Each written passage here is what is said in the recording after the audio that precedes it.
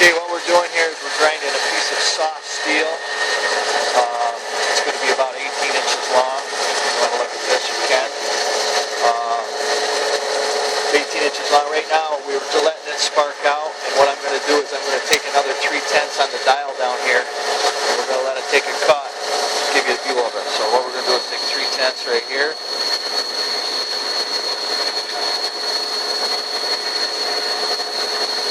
When it gets to the end of each stroke, it will move. If you watch right here, it'll take off. It just moves. Okay? Now if you look up here, you'll see it starting to spark. As you can see, it's hitting all the way around. This machine will increment on each end. It's in the automatic mode, and you can also set it for that. On each end, it will dwell for a minute. And as you see, when it gets down to the end, it'll set for a minute. Right now, it's not going to take anything because I don't have it set to take anything. We're taking that 2/10 off of it. So now it's going to set right here at this end for a minute, and then it's going to go the other way. Again, this is 18 inches. We've got it set so that it's about a 10th and 50 millionths out from one end to the other. When we take a bigger cut, it tends to get a little heavy in the middle, and that's because of the soft steel. And we probably don't have the right conditions as far as the wheel and the material. But if we let this clean up, you can see that it's sparking all the way down through there. It's a steady spark. Okay. So we're going to get down to this end. It's going to dwell on it. It's not going to take anything. It's going to continue to just go where it's at. Now it's going to go the other way. Now I'm going to go down here and I'm going to set this again for 3/10. Okay. Okay.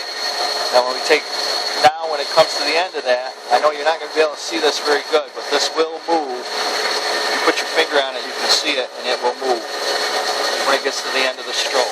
The end of the stroke's coming up right here. When it gets to the end of that stroke, this wheel will move.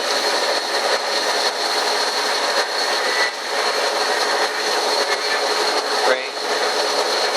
Now, see it move? Now we're sparking again up here. Okay.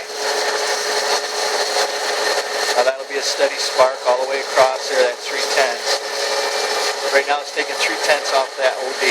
When we get down through there to the end, we let that clean up a couple, 3 times. That'll spark all the way across that nice and steady. Right now it's taking that 3/10. Okay?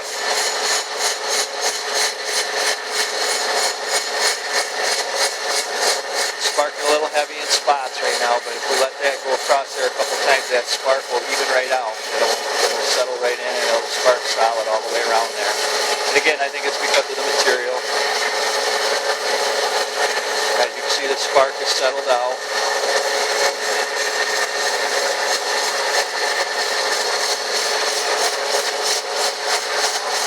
Again, that's right in the middle. It's going to take a couple times to get that completely out of the workpiece, but probably the next time through when we don't take anything, it'll be okay.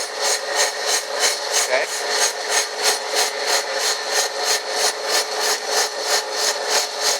On the ends, it's sparking, solid all the way around it. It's right here, and that's where it's being held, and that's how it is most of the time on cylindrical grinding. Now, it isn't taking anything. Dwelling on that end, and it'll come back across. So we're still working on that 3/10, but the piece is probably springing away on us a little bit.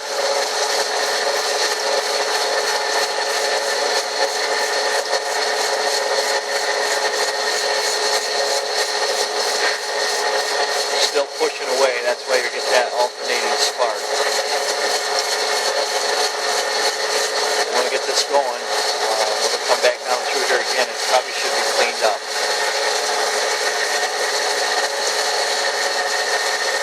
See on the ends where it's not springing away, it's a nice steady spark.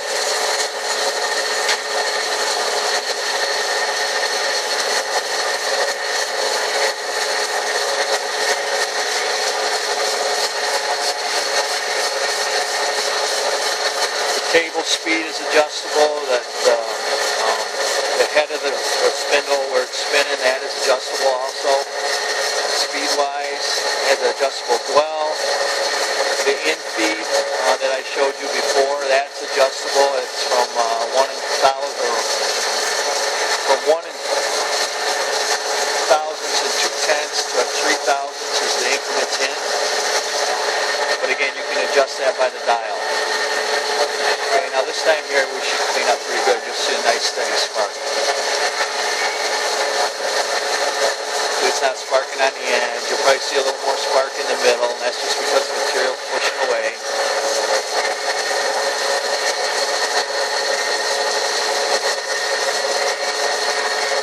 As you can see, there's sparks there, so that's telling me that it's pretty well cleaned up. Still nice and round. Okay, see a spark there every once in a while. That's telling me it's cleaned up. It's nice. Again, when we measured it, it was within a tenth and a half from one end to the other, and that's over 18 inches. Come down here, look at a couple of the options.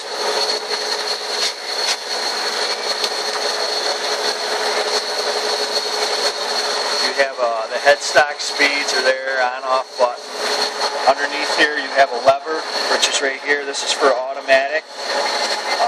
Pull lever out for automatic cycle, and what that does is you can set this up so that if you're doing a lot of parts that are all the same, you can set that up for a constant in-feed, and it'll go to the 0 mark, and when it does, it'll dwell out. And when I say dwell out, it's the dial up here on the thing that shows. See that dial right here? This dial right here, that you can set that for how long it dwells as it's going across the thing. This automatic cycle right here, you can set that for 0. If you pull that lever out, it will come to the end of the cycle, and this wheel will back off one full turn, and it'll be ready for your next part to come in.